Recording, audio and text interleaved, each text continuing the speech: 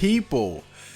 It is your good friend Chad Marco here again with another anime review, and today it is an honor.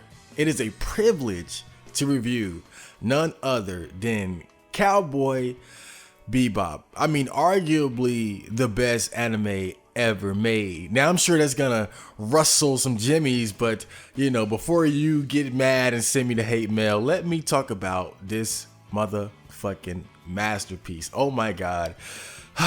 Now, I'm sure like a lot of you, because most people have seen Cowboy Bebop. If you're in anime, more than likely you've seen it before. And like a lot of you, I first saw Cowboy Bebop on Toonami while I was a child, and I just remember just being instantly hooked and drawn into it. I mean, I fell in love with it instantly. It was just so mature despite being a cartoon. It was like, yeah, it was animated, but it was like just watching like a Hollywood film or something. Just how really how adult it was with all the violence and the philosophical dialogue and themes and the sexual content and stuff like that. So yeah, I mean, my little childish mind loved it because it was just, you know, it was edgy. It was edgy to me, so I loved it. But it was my birthday recently, and I said, how am I going to spend my birthday? I said, you know what? I'm going to watch Cowboy Bebop subbed for the first time, because Cowboy Bebop is a rare anime, because I'm sure you guys know that hardcore anime fans, they hate dubs. Hardcore anime fans, they cannot stand dubbed anime, but Cowboy Bebop is like the one anime that actually gets a pass. So I decided, you know what, I've never watched it sub before, so for my birthday I'm just gonna watch it subbed. And I gotta say, it's really, I pretty much agree with the popular opinion that it's probably better to watch it dubbed, if for no other reason than the fact that the dub is, of course, it's of good quality. And it really felt like I was watching the same show. It didn't feel like it was all that different. And on top of that, if you're watching a dub, then you don't have to constantly look down at the text and take your eyes off of the beautiful drawings and animation. So that's why I think watching the dub would probably be better. The only thing I like better about the sub was Ed's voice. I feel like her quirkiness and weirdness kind of comes across better in the subbed version. But that was really about it. That was about all I thought about the sub as far as being better. But without further ado, let me talk about just some of the major details and kind of sum up this anime for those who don't already know. Cowboy Bebop is an anime that was created around 2001. It was animated by Sunrise and directed by Shinichiro Watanabe. Now, Cowboy Bebop is about a ragtag group of bounty hunters who come together on this ship. And of course, if you know what a bounty hunter is, their occupation is to essentially hunt for criminals and turn them into the police for a cash reward. And yeah, that's basically what it's about. I mean, like in its most barest form, but of course it goes much deeper than that. Now, Cowboy Bebop takes place in the future. Like it's a futuristic setting. I think it's around like 2060, 66 or something like that. So at this point, mankind, like, we've mastered space travel. We've got colonies on like Jupiter and Mars and stuff like that. And Earth is pretty much like a trash can.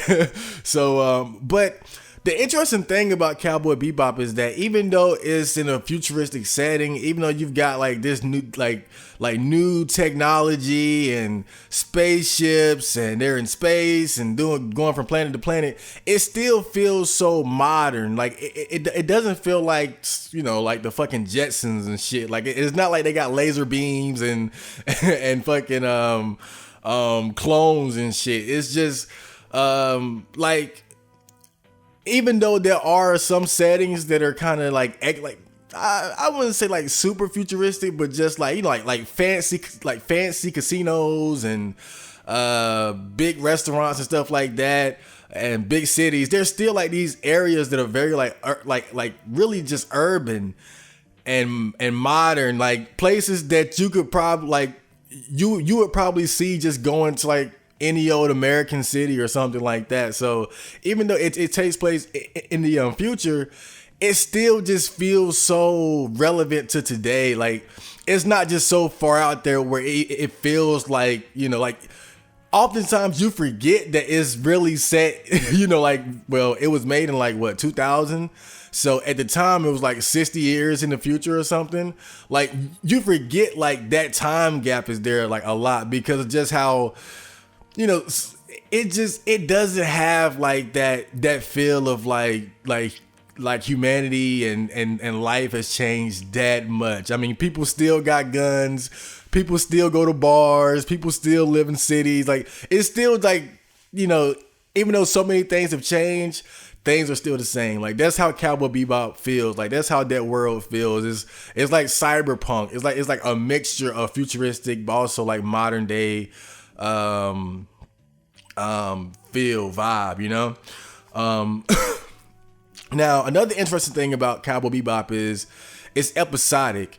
Of course, episodic shows basically mean that, you know, one episode won't have anything to do with the last episode. Like the episodes are like, each episode is like its own self-contained story, except for like a few, Jupiter Jazz and the Real Folk Blues. But other than that, out of the 26 episodes, 22 of them are just pretty much like completely episodic and random and not really associated to the you know, the preceding or the last episode. So, but even, and usually like I would think that would kind of hurt the show because I'm not really into episodic things. Like I like continuity. I like stories that, you know, kind of just like reveals itself episode by episode, like Death Note. That's how Death Note kept me into it. That's how Death Note kept me hooked. Just each episode, just want to know like what's gonna happen next, what's gonna happen next. But Cowboy Bebop doesn't really have that yet. It's still such a good show because even though the episodes aren't like, a lot of episodes aren't really connected, like just as its own story is so good. Like like really, I mean, they've managed to fit within like 22 minutes like a good story, like for the majority of the series, and that's really impressive. Now, even though it's episodic, there's still like some bit of continuity. Like there is like an underlying story, and it kind of comes full circle at the end, and it's a really good payoff. I'm sure you guys know what I mean.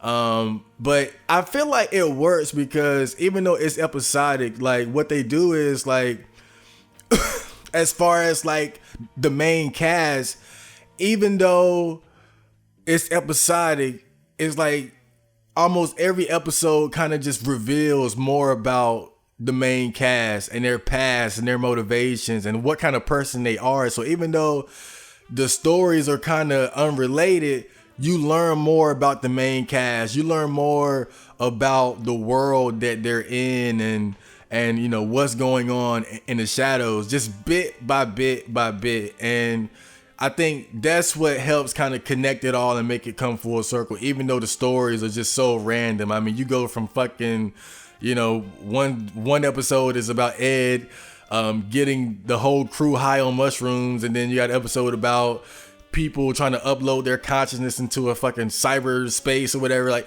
it's so crazy, man. Hold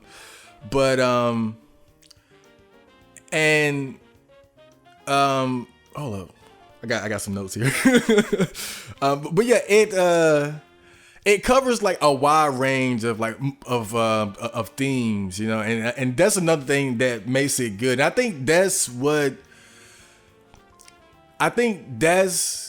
the positives aspect of them making it episodic, is that I think it kind of allowed them to do so much and cover so much. Because if you're doing something that's just like this one story, like each episode, you know, next time on Cowboy Bebop, like eventually you're kind of gonna get stuck into like a certain flow and a certain theme. But I think because it's episodic, they managed to cover so many different things, like God and the afterlife, loss of loved ones, betrayal, drugs, and loneliness. Like, they go to so many different places and so many different scenarios, and just managed to touch so many different little things, man. Like, I think of how like one of the bounties that they were going after, like they were like these like environmentalists, like these radical environmentalists who were trying to like save the fucking world or something. And then you had the one where it's like this crazy assassin who was damn near unbeatable. Then you had the one where the kid, like he couldn't age, and just all these different things, just hopping from one thing to the next. And then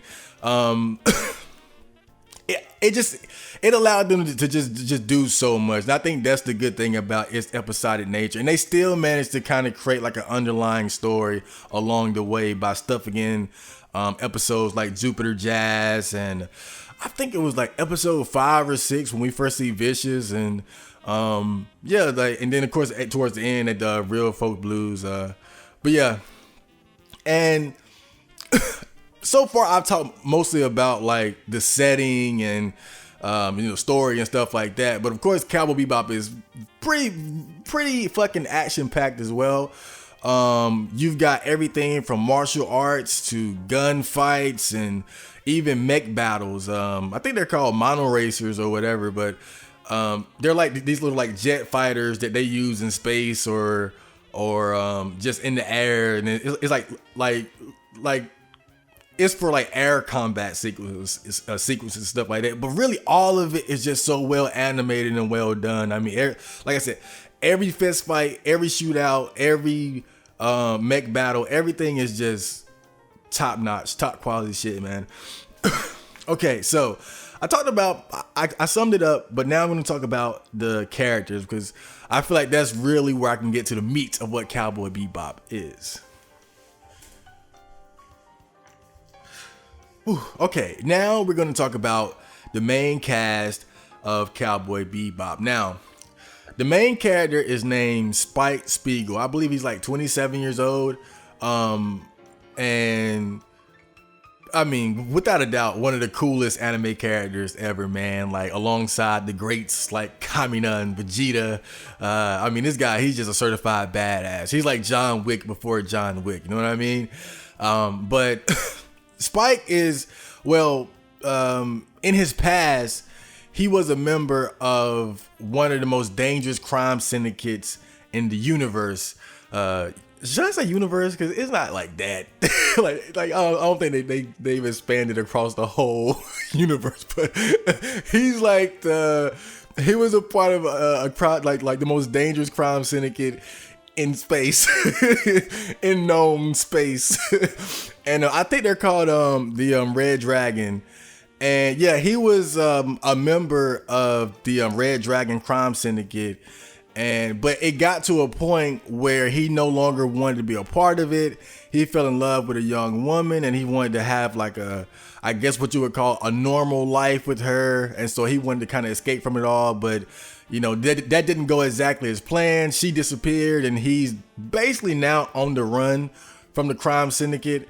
And so he's taking it upon himself to become a bounty hunter, to kind of make ends meet while he's, I guess pretty much on the run, and trying to pretty much just stay alive and find Julia, his old flame.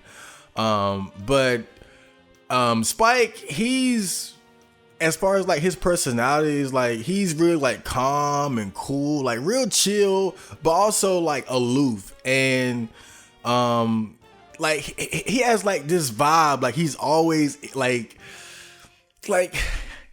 he's like not really approachable. Like, even though he's chill and cool, like it's still, he just always seems like he's irritated by something, or like something's eating him up on the inside. Like he's not there. Like, it's almost like looking at a ghost or something, like just this cool ghost. and you can't really reach him. Like, it's really like he's just somewhere else, man. Like, it's rare that you see him really open up and really talk about things like as far as like what's going on inside his head and stuff. But other than that, though, I mean, obviously, like you can tell, like he's at heart a good-natured guy. I mean, I don't know what circumstances led him to join the crime syndicate, but I think that the fact that he wanted to get out of that life and just, pretty much just Netflix and chill with Julia, I think that's a strong indicator that, he just happened to take a wrong path in life, realized like, I don't want to live like this. And now he's pretty much just having to struggle to get away from all that. And that's really the tragedy of his whole life, man. Just this guy who got caught up in like the worst, the absolute worst line of fucking work, if you can even call it that, realized like, oh, I got to get out of this. And now he just can't because, pretty much like gangs in our reality, once a member, always a member, to say the least. And he can't really escape that.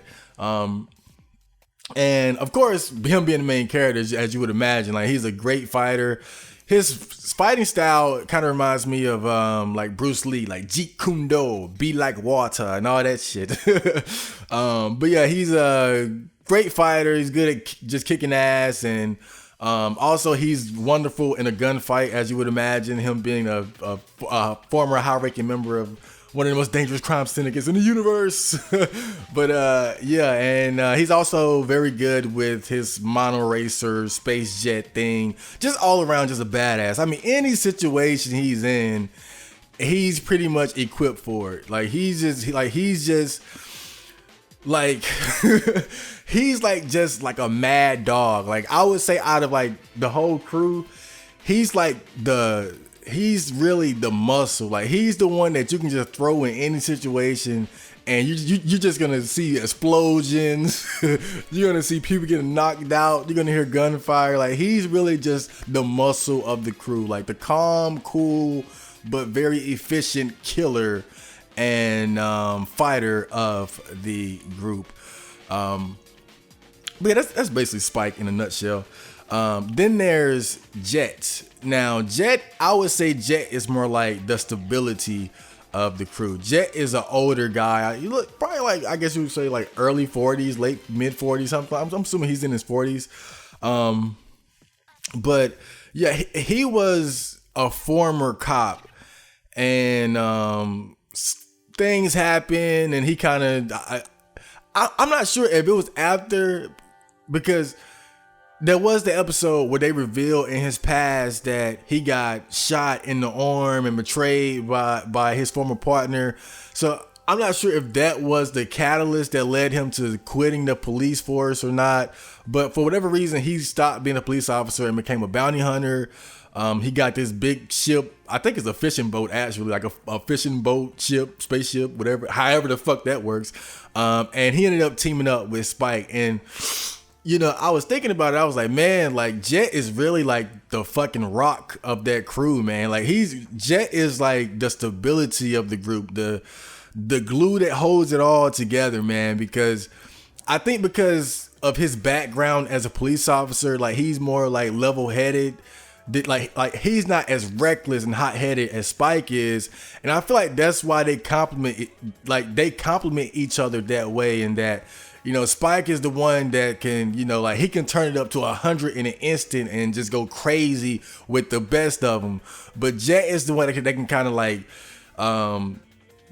he can kind of keep things in perspective and approach things from a more cautious stance, and just to make sure things don't get too out of control, and keeping the whole ship in order and keeping everybody disciplined and focused, and that sort of thing. Like he's really the father figure of the crew. And on top of it all, because of his background as a police officer or detective, whatever the fuck he was, he's a competent fighter.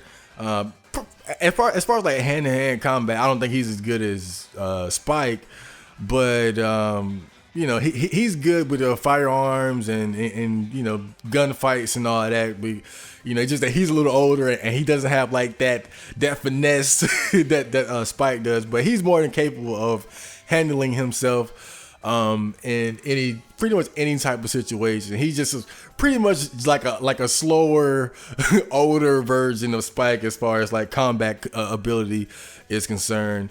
But yeah, that's what I really appreciate about Jet though. Is just the fact that like I feel like without Jet, like that crew just couldn't be together. Like you could have any combination of that crew, but without Jet, like I don't think they would even they wouldn't even talk to each other. Like Jet is just, I feel like he's that glue that holds everything together, and that's why he's so important to like what makes Cowboy Bebop good. Okay, now then you have Faye Valentine, the femme fatale of the crew. Now. Of course, Faye is very gorgeous, very beautiful. And, I was talking about earlier, like, the difference between the sub and the dub. And one thing I realized is, like, I think, I wouldn't say the sub Faye is better than the dub one, but I think that, I would say that the dub Faye comes off as more masculine than the sub one. Like, the sub version of Faye is both like feminine but dangerous at the same time, whereas Faye in the dub just kind of has like a more masculine vibe. But yeah, that's just one thing that I noticed. But yeah, Faye Valentine, she's like, I would say she's like the wild card of the group because she like her loyalty isn't really like her loyalty to the group isn't. It's kind of shaky. Like you never really feel like she's totally dedicated to what they're to like what they have going on. Like she's kind of wishy-washy, and like she's the type where you wouldn't be surprised if like she betrayed you or like I mean I hate to say it, but like she's the type that would just put you in a bad situation or even get you out of a bad situation. Like either or, like she's that kind of chick, man. It's just she's really just oh man, I don't think I can handle. I don't think I can handle a girl like Faye, man, because I would just always question her loyalty. But as far as like her background, she has a pretty interesting background because now she is actually older than she looks. Like she looks like she's in her like mid-20s or whatever, but she's actually like she would actually be like about 70 or 60 or something like that, somewhere around there, because when she was a teenager, she was in this accident and she got some type of sickness. And what they did was they cryogenically froze her so that they could unfreeze her once they found a cure. And it took them like 50 years to find a cure. And then they cured her, but at the same time, she ended up racking up like this huge debt from the medical bills. And so she ends up befriending like her insurance or lawyer guy or what was it, her lawyer or something. And then he ends up betraying her. And now she's kind of stuck in this strange futuristic world that she's not really accustomed to. And her pretty much her introduction to this world is one, massive debt, and two, betrayal.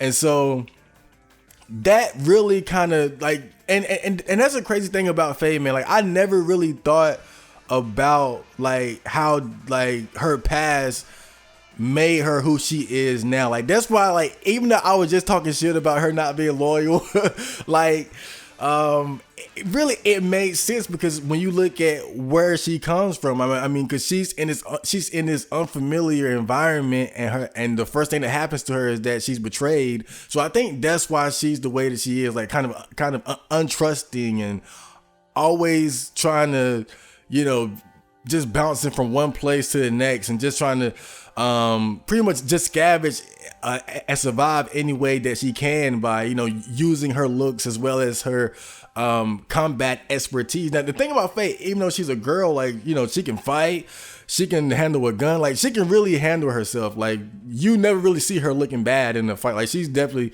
can, throw down with the best of them, even with the guys. Like, I remember that part in Jupiter Jazz where she intentionally leads the guys off so that they would follow her, and she wanted to get into a fight with a big group of guys, and it just shows like she is not afraid to like scuffle or get into trouble. Like, she's kind of like Spike in that regard itself.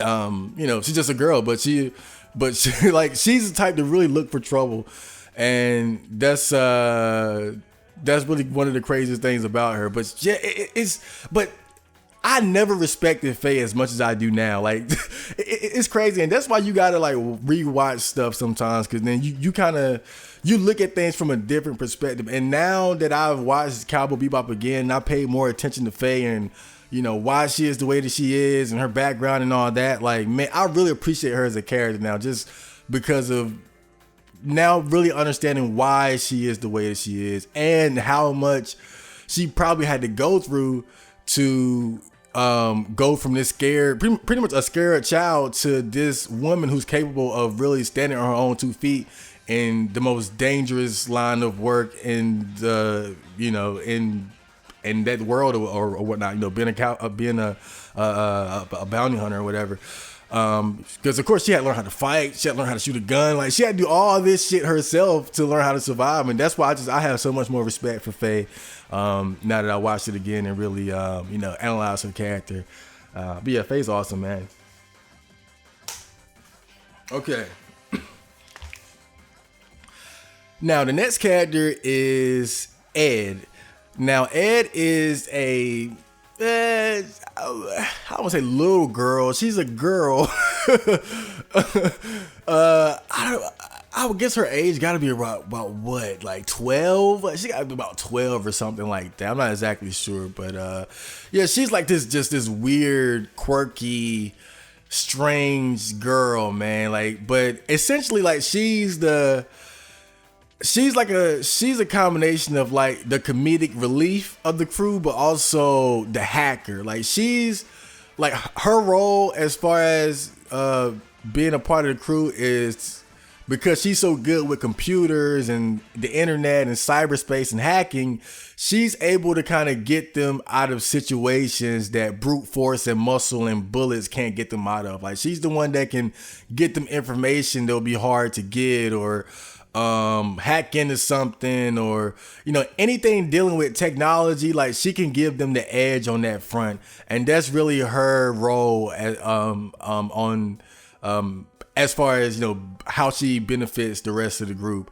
But definitely one of my favorite characters, just because like she's just so weird. Like, she just, like, the way that she talks, like it's almost like she's like speaking in tongues or like some weird code. Like, she'll say some shit like pumpkin turn the lamp, or just random shit. Like, the way that she talks is just, sometimes I just don't know what the fuck she's talking about. It's like she's like almost just like dumb, but then you can't be dumb and then like be so good with computers and stuff. So that's what makes her such an interesting character, is that she's not like your typical like brainiac character, like that would just be like have glasses and push the glasses up with the middle finger and then say like some smart shit. Like she talks like she is just dumb as hell, but then once she get on that fucking computer, it's game on, and she's just hacking and doing whatever the fuck she's doing and just getting the job done. But definitely a valuable member of the crew, and just kind of rounds things out as far as making the ship feel like a family. You have Jet the father, you have Faye the mama, you have Ed the child, you got the dog, and you got Spike, who's the crazy uncle. Like, you have, you got the whole like you got the whole like Family Matters crew going on now. I think she kind of rounds it out. But as far as like her past, like from what I remember, like she was an orphan. And I don't know how she ended up becoming so good. They never really, she's still, out of all the characters, she probably like the biggest mystery, because they do reveal that she's an orphan and that she's been looking for her father, and they end up becoming reunited towards the end and all that. But her story really is kind of just simple, like just an orphan that is looking for her parents or parents, and along the way she's hacking, you know. So I feel like there's probably like maybe because it was only 26 episodes, but I feel like there was kind of some like a kind of a missed opportunity to really flesh out Ed a little bit more. I mean, she's a likable character, but I guess her past and her background is just so simple. It's so there's nothing really too interesting about it. I mean, she's just a very talented hacker who happens to be an orphan and looking for her father. But really, like I said, the upside of this character, the best thing about her character is just how weird she is. I mean, like I said, it's just the way she moves, and like she just seems so carefree and bubbly and happy all the time, and she just has great energy. Like she's just really like just a good fucking character, man. But as far as like combat and fighting, she's not, that's not really her thing. Like she's just more of a, you know, a homebody, kind of like Futaba in Persona. Then you have Ayn, and Ayn is, you know, he's just a dog. Well, a very smart dog. When they found Ayn, I think it was like episode 2, and he was like some super intelligent dog, and I think they fucked up the bounty, but ended up keeping the dog. And but yeah, Ayn doesn't really do a lot as far as contributing to catching bounties. He does have like this one moment where he kind of shows off like his intelligence when he's like hacking in the place of Ed. But other than that, like he's kind of like Ed, where he's like more of like kind of a comedic relief. Like he's just like he's just doing like funny dog stuff, you know, because he's interesting to kind of observe, because you can tell that he's not a normal dog. Like he's just like the way that he kind of interacts with the other crew members. Like you can, like he just seems way more aware than the average dog would be, and that's what makes him like just funny to watch, and just you know, even though he doesn't do much as far as like actually like catching criminals, like he's just, it's just good to have him there. Like he's just kind of like just a funny dog that's around doing funny dog stuff. But yeah. Then you have Julia.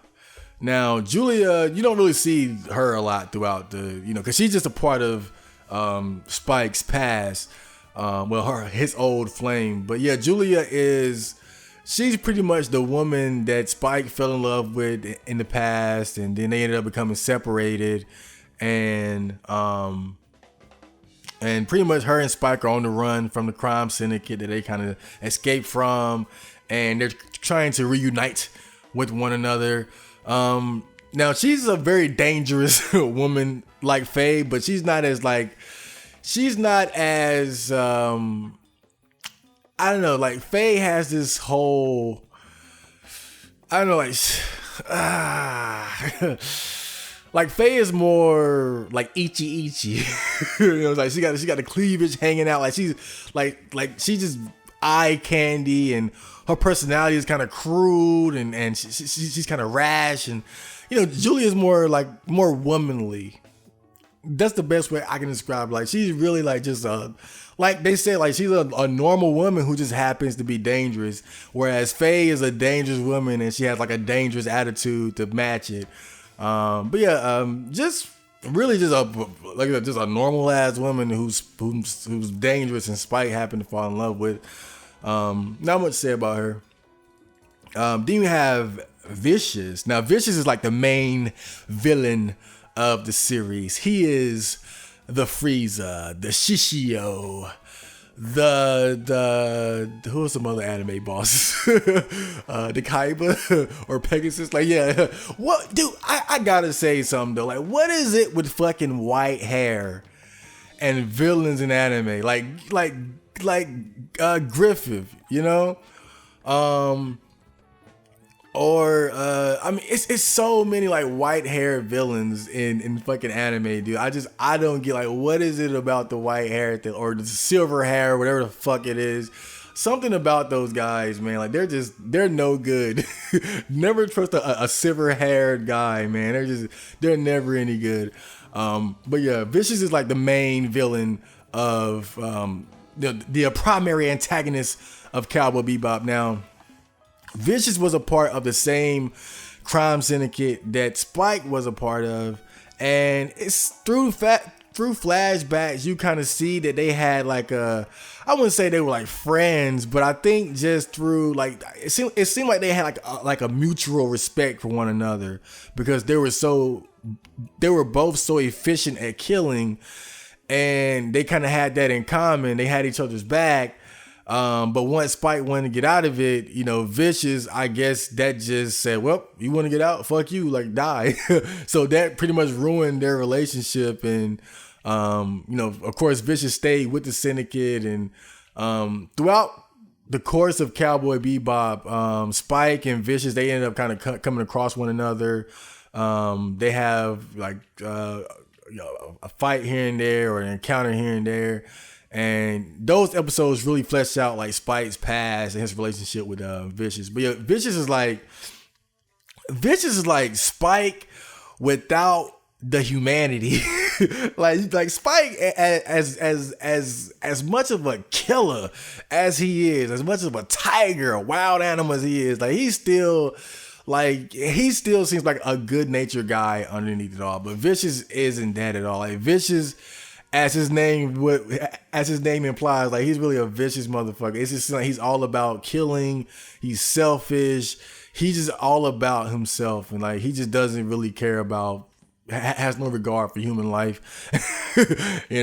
And really, the coolest thing about him though is that his primary weapon is a sword. And even when he fights Spike, he fight like Spike has a gun and Vicious would have a sword. Like that is just so badass. Like you're just so cocky, you're so proficient with a fucking katana blade that you can fight somebody with a handgun. Not just anybody, but someone who's actually good, excellent with a handgun. I mean, this guy, really, man, just a great villain for Cowboy Bebop, and one of the better villains out of all anime. But he's probably just a little bit too one note. Like he's just no real depth there. He's just like really just a bad guy. He's just a bad person. He's just not a nice guy, man. He's just a ruthless killer, man. Just up and down, and that's really all he is, man. And now, because it's so episodic, there's not a lot of like reoccurring characters, other than the ones that I just named. You have like a few, like those three old dudes that you kind of see in several scenes. Like they're always talking about the past or whatnot.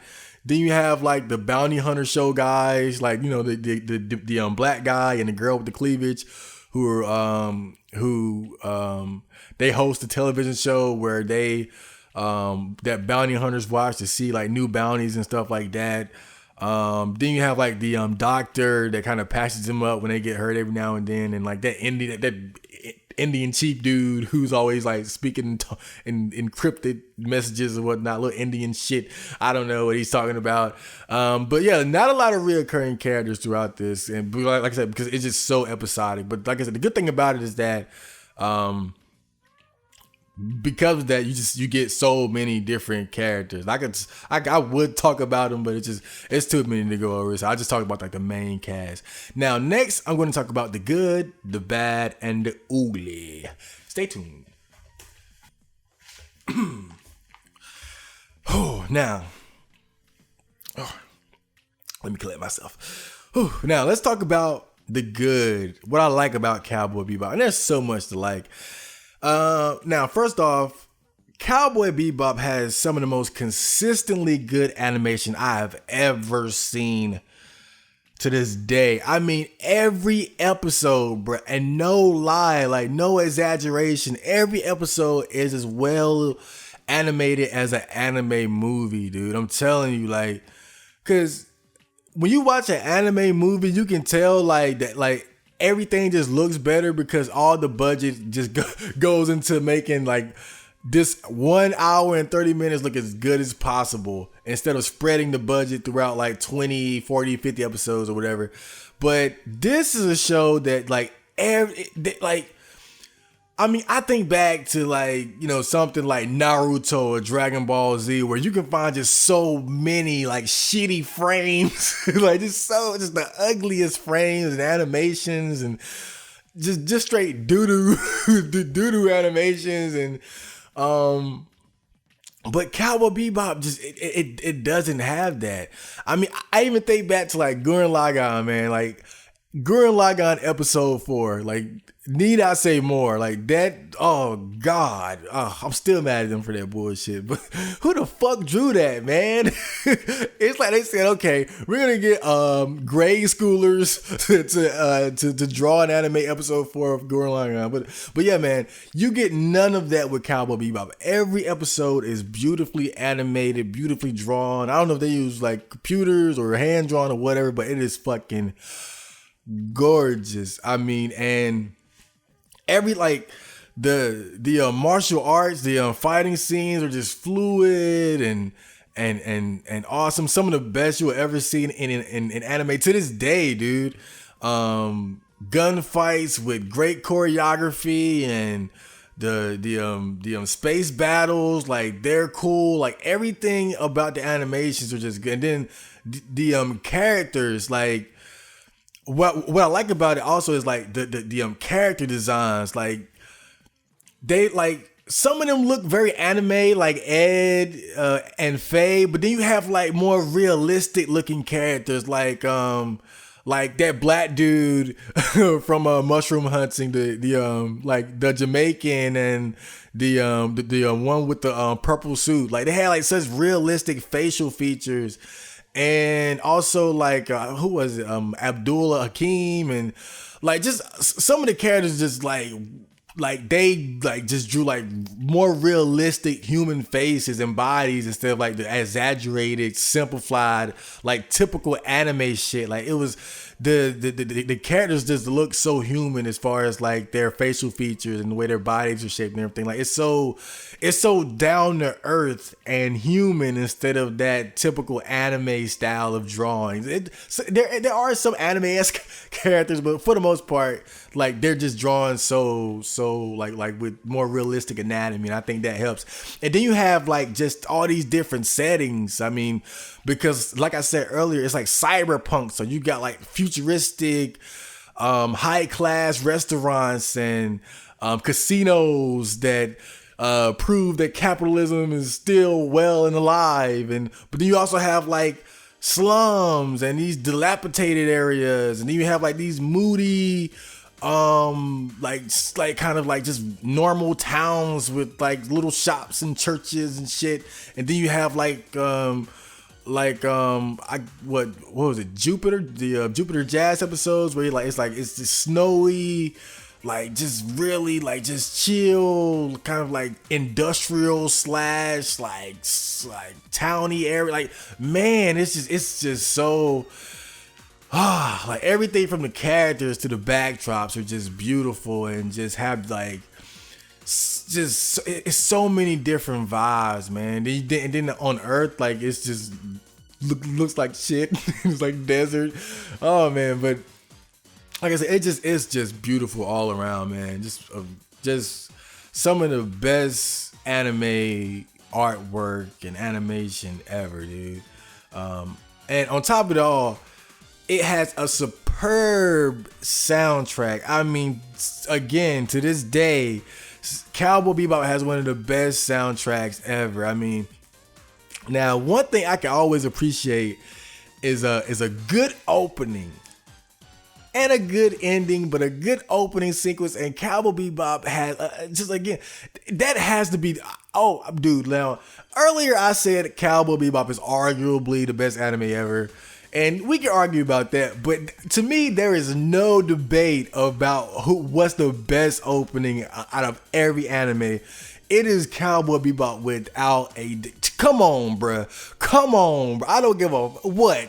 Name one. I don't know, man, because that shit is the best. That is the best fucking anime opening I have ever fucking seen. I've seen over like 200 different animes and shit. I know there's not a lot to like the super otakus, but goddamn, dude, like I've got credentials, and that so far has been still the best opening ever. I mean, that fucking song tank and just the animations, and it's so just like you just see the characters just doing all this random shit, like just running, and it's so simple really, but it's so stylish. Like it transitions from like, oh now Spike's running, and oh now you see a gun being lifted and the gun is shooting, and then they go into like the little spacecraft flying, and what is this? I don't know. Like it's just and just the song that just goes with it perfectly, man. Whew. And then the ending song, man, like just come on, the real folk blues, man, like just, oh God. I mean, each episode is just sandwiched between awesome songs and beautiful imagery. It is just wow. And then and that's just the opening and the ending, dude. I mean, throughout the whole show, like there's just these awesome songs like Mushroom Hunting, and I forgot the name of it, but it's that song that plays while Jet is attacking the prison ship that the prisoners took over. Like, then like there's Rush. Oh man, and then when you actually like download like the soundtracks and listen to like all the, oh, I mean, damn, bro, like that is some powerful shit. That's some powerful. I mean, I forgot what's the name of the girl that composed what Yuka Kuno, I forgot. I'm sorry, girl. I was like, you deserve better than that. But man, like, oh man, like she puts everything I've ever done to shame. I mean, goddamn, man, like that is a wonderful composer. It's so much good music in Cowboy Bebop. And again, like I challenge, like what anime has a better soundtrack than fucking Cowboy Bebop, dude? Like real talk. I mean, I think of stuff like Death Note had a pretty good soundtrack, and a couple other ones. But man, again, like this is another thing. Like how many shows have that strong of a soundtrack? Like most anime soundtracks, honestly, are just pretty fucking forgettable, you know. But this one is unforgettable. The exact opposite of the typical anime soundtrack.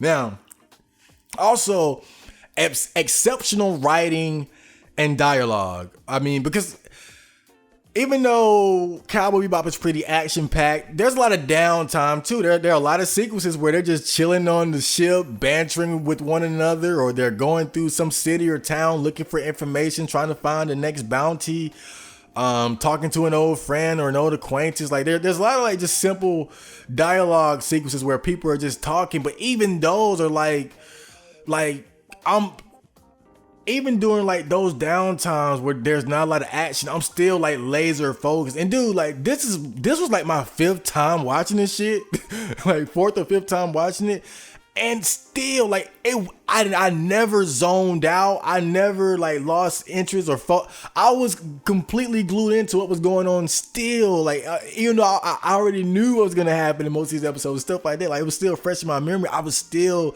like hanging on to every single letter of every single word of every single sentence, just trying to derive any kind of meaning and understanding out of what's going on. Like I swear, dude. And like I just think of like little witty moments, like when they found the guy that betrayed Faye, and Spike had already known what kind of guy he was, but him and Jet had left him and Faye alone together, and Jet said he had asked Spike, he said, is it okay to leave them alone together? And then Spike was like, oh, they're a perfect match for one another. Just little witty shit, like little witty moments like that, man. Like I appreciate that shit so much, man. Like that's what makes it so you gotta really pay attention to what's going on, because like even when there's not a lot of action, like you can just find like just little funny moments like that, or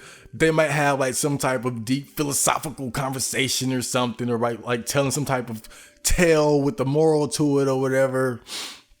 Or when like like Spike explaining to Rocco like how to be like water and stuff like that. Like that's some real deep shit, like from like Bruce Lee himself. Like just stuff like that, man. Like they always insert like little nuggets of wisdom and meaning into like even the simplest conversations. And I think that's another strong point of Cowboy Bebop is the dialogue is just so good.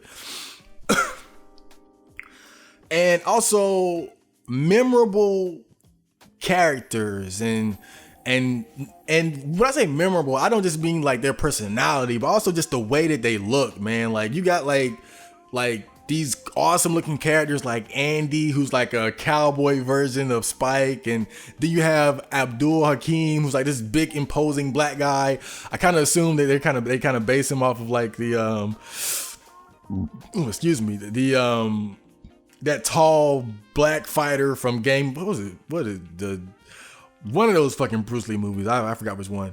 But then you have like characters like Rocco, who's, you know, he's like this petty criminal who's, you know, even though he's in a bad line of work, like he has a heart of gold. He's trying to, you know, go through all this trouble to steal this plant so he can heal his sister from her blindness. And you know, then you've got Grin, who was like an old friend of Vicious, and you know he's trying to understand why Vicious betrayed him, and somehow he grew tits. I don't know, but yeah, like just so many different characters, man. And then like the that female trucker who hated who hated bounty hunters. Then you find out that it's because she was married to a bounty hunter and he died in the line of work or battle, whatever. And you know, just it's so many characters to just remember. Like I see so many faces in my head right now, man. But yeah, next I'm going to talk about the bad.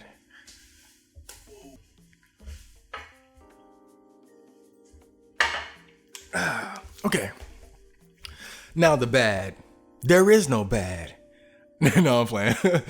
But dude, for real, when I do these shows, I sit down at the kitchen table, I pace around the house, I think about my experiences watching it, man, and try to, you know, what did I like about it? What didn't I like? And I gotta be honest, man, it's not a lot that I did not like, that I did not like. There's not a lot. Am I saying this wrong? But there's rarely anything that I don't like about Cowboy Bebop. I mean, but I do have a few, like really just two things, and they're pretty petty for the most part. But now the first thing I don't like about Cowboy Bebop is Boogie Woogie Feng Shui. Man, like I said, I just watched it again, and out of all the episodes, that was the only one I can honestly say I do not like. I do like even the episode that was about Spike and Jet looking for a fucking VCR so they could play a tape that came from Faye. Like even that at least had like a satisfying payoff at the end.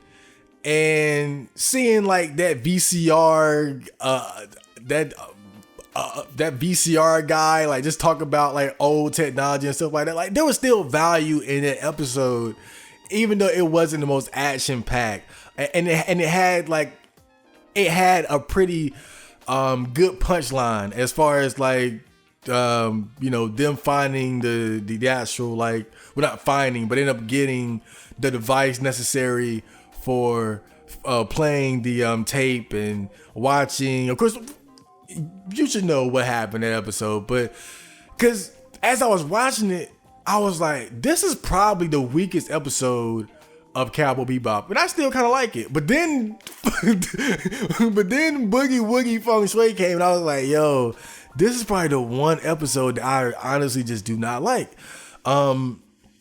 It's a Jet episode where he runs into like the daughter of an old friend, and he pretty much has to protect her while they're looking for something they're doing. I barely remember what the fuck they were looking for, but out of all the episodes, I gotta say that's the only one that doesn't really have like anything that I can say that I really liked about it. It had a couple like decent action sequences, but I think what it was ultimately missing, like that's the one episode that just doesn't have like that punchline, like just that feeling of like satisfaction at the end where it's like, yeah, I like it doesn't have that feeling. It's just out of all the episodes, it is the weakest fucking one.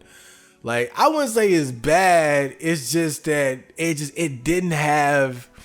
It's just the only one that just didn't click. It's the only one that just didn't have that something special about it. Like, it's every episode to me has something of worth in it. Like, just even if it's just a second or just one sentence or just one character or just the one action sequence, something. But this is the episode that just had nothing for me. There's nothing in the episode that I really like.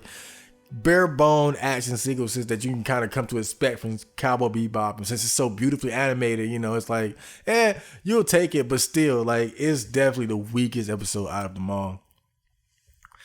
And the only other thing I didn't like about it was in episode 2, when Spike fought Abdul. They didn't really show the fight.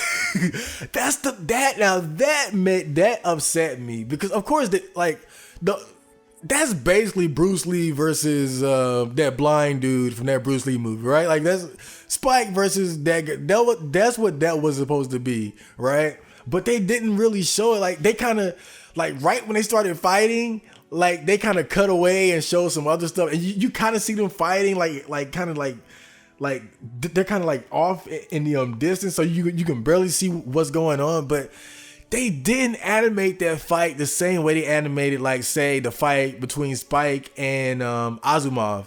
And I just remember, like, when I noticed that, I was like, damn, what a missed opportunity. That would have been. And then Spike even said, like, hey, you're pretty good. So that could have been like a little good fight right there. But they didn't really animate it or show that much of it. And I think that was a missed opportunity that I noticed early on in the series. But again, like, just something petty. Like, it didn't like ruin the episode. It was still a good episode.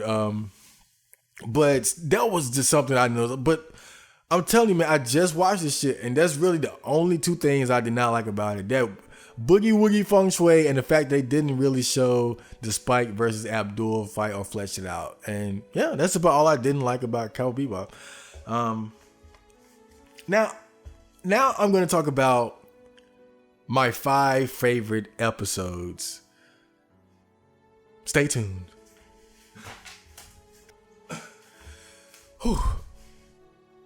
Of course, because Cowboy Bebop is so episodic, I can't really talk about like the plot as far as like point A to point B to point C and that because it's just they're hopping all over the place. So I figured it would be more appropriate for me to just talk about my 5 favorite episodes or sessions of Cowboy Bebop.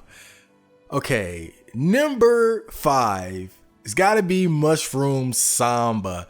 This is the Ed episode where, it's the episode that focuses on Ed, and that's one of the good things about it. First off, just because Ed is like such a quirky, funny character and so goofy and fun, so it's one of the more fun episodes out of all of them. Probably really the funnest episode, I like the most funnest, lighthearted one out of all of them, and it's basically when, like, they're all just starving because they don't have any money or any food left on the ship.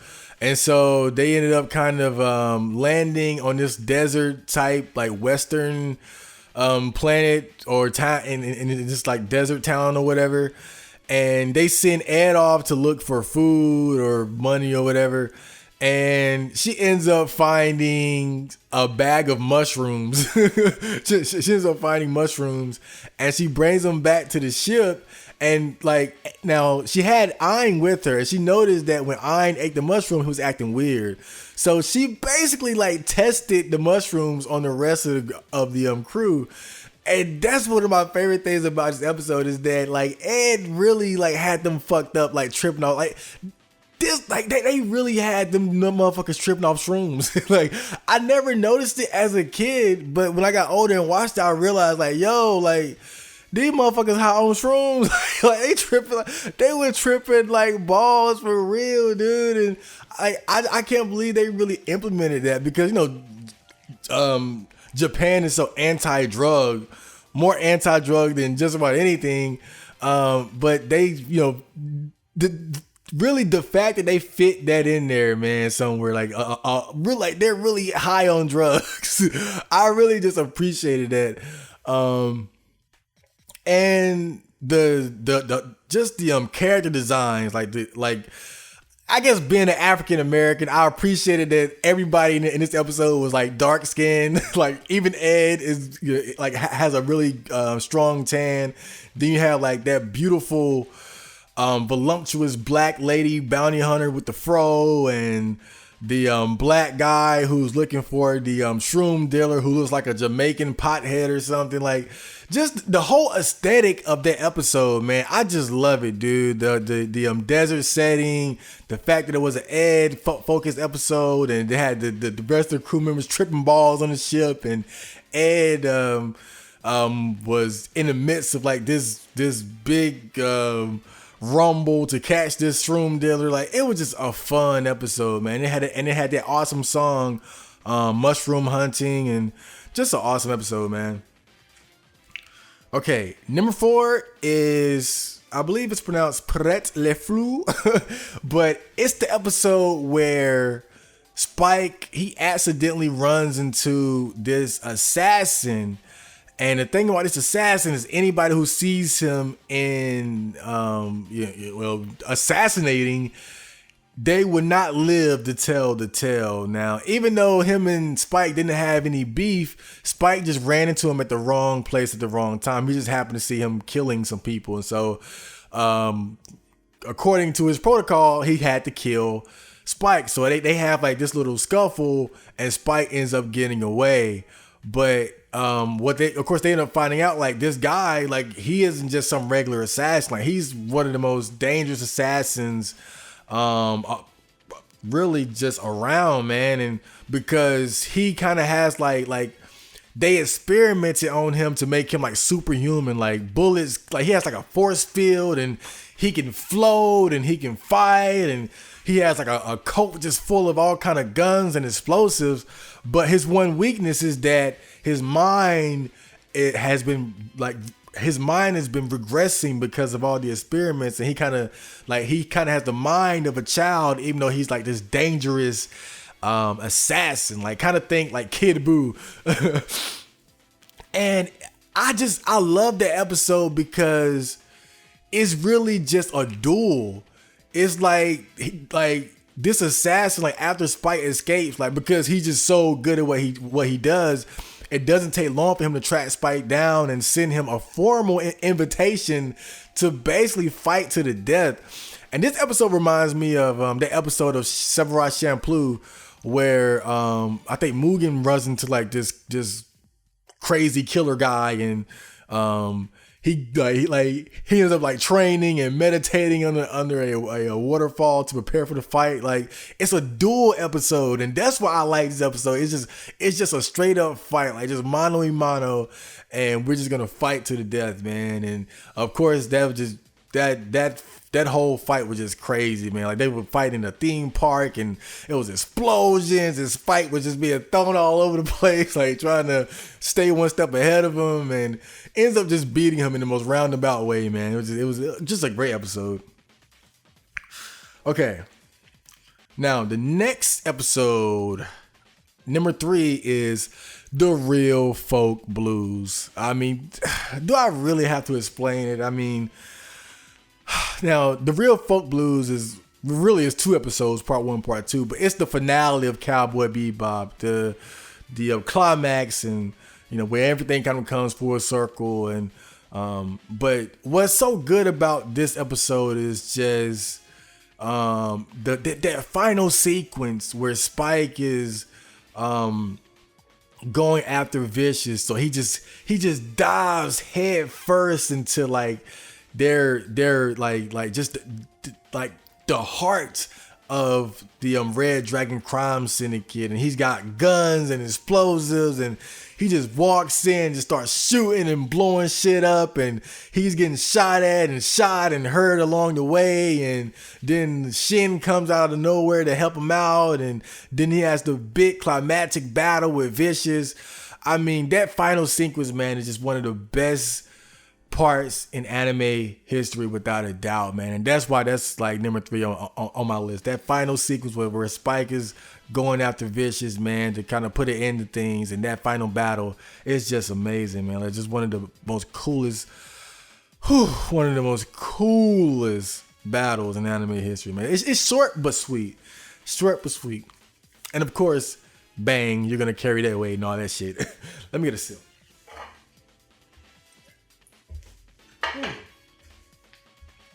Okay, now number 2 is Waltz for Venus. Oh man, I love this episode so much.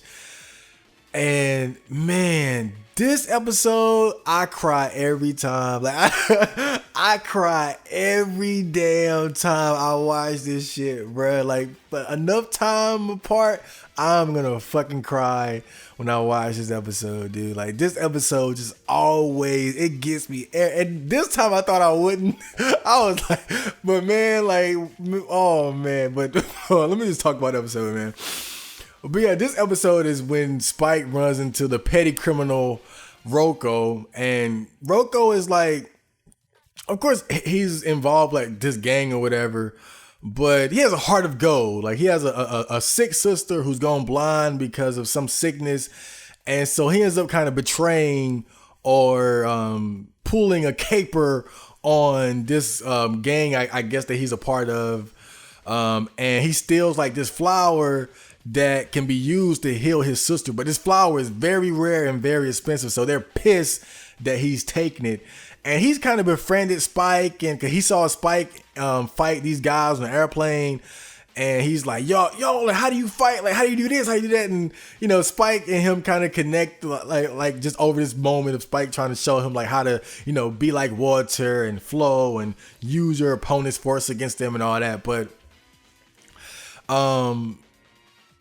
towards the end of the episode, Rocco ends up dying while trying to secure the flower for his sick sister, and you know, Spike ends up getting it for her, and you know, at the end she ends up getting the procedure done and she's healed and all that. But it's so sad because at the end Spike has to be the one to tell her that her brother died. And it hurt so much because, like, she never got to see her brother. She never even got to see his face. Yet he went through all this trouble to fix her, to get her this cure for her blindness.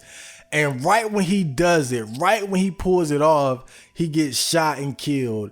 And Spike has to be the one to relay the message. It hits me so hard because it's like when Spike shows up to the hospital and she's undergoing the procedure, like she's so excited, like I finally get to see my brother, and it's like it's just such a letdown, man. And it's like just that episode, man. I sat there with just a head full of tears. Like, just trying to my best to hold it back, man. Like, it's just, that episode gets me every time, man. Like, that's why like that's one of my favorite episodes, man. It just has such an emotional impact on me, man. Like, it was just the way they played it out, man. It was perfect. They had to know, like, motherfuckers gonna cry over this shit. This is just too sad. Oh man. But my favorite episode, number 1, has got to be, drum roll please, Toys in the Attic. Now, if you didn't know, I'm a big horror movie fan. I mean, most of the movies I watch like horror theme or something like that. And this episode just, it had like a horror movie vibe. That's why I liked it. And in this episode, there was like this mysterious creature going around biting the crew members. And if you got bitten, like you would just go into like pretty much a coma. And they had no idea like how dangerous this was. Like, are you ever gonna wake up? Are you gonna die? Like, cause this creature like didn't show up like anywhere on their databases, so they didn't know where the fuck this thing came from or what it was, or if you could even survive the bite. So it was just like the whole crew was just on edge, like trying to find this creature and avoid getting bitten by it. And so that's what it really reminds me of the Alien movie, where it's just a few people on the ship, and then this alien is there and it's killing them one by one. Like, that's why I love this episode, because it had that just a horror movie feel. And then there's that sequence where Spike is pretty much the last man standing, and like he's getting prepared to like battle with the creature and find it. And he's grabbing his guns and the flamethrower and equipment and the food. And that part kind of reminds me of Evil Dead, where Ash he gets the chainsaw and the shotgun and the axe and the like, just and that's why that is just my favorite episode, man, because it's like just that kind of horror movie vibe in the anime. It worked, man. Like, they pulled it off perfectly. And then they have like the little lessons throughout, like, oh, lesson 1 do this, so lesson 2, like so they had like a little philosophical vibe kind of thrown in there too. So that was just a cool ass episode that just resonated with me, because I'm just such a horror movie fan. And that was the closest thing to like a horror, like any type of like monster creature horror in this whole series. They did it so well. But yeah, that's my favorite episode, Toys in the Attic. And so I'm gonna talk about the score. Like, what would I score Cowboy Bebop?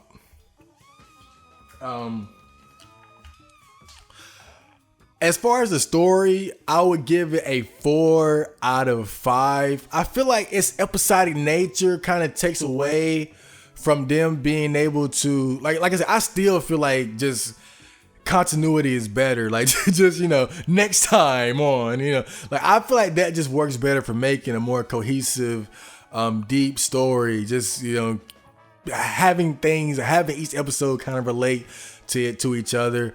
But still, even though it's episodic, almost every story like has a good enough payoff. Each story is still, as its own self-contained unit, is still good. And then the whole like what's going on underneath it all, as far as like Spike's past and Faye's past and Jet's past and all that kind of coming full circle towards the end. You feel like you understand these characters more and what they've been through. It still has an overall good payoff. So I give like a 4 out of 5. And action, I give it a 4 out of 5 too.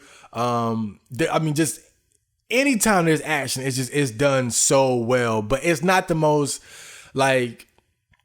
it's not just outright action packed, like from front to back. Like, there are some slower episodes that don't have as much, and this one might have like a big space battle. This one might have a big martial arts fight, or a fight, or a gunfight, or whatever. But when there is action, it's always good. And there is a lot of action. It's just that there's also just as much like just downtime, where it's just dialogue and just like more everyday things going on, or just showing the process of bounty hunting and stuff like that.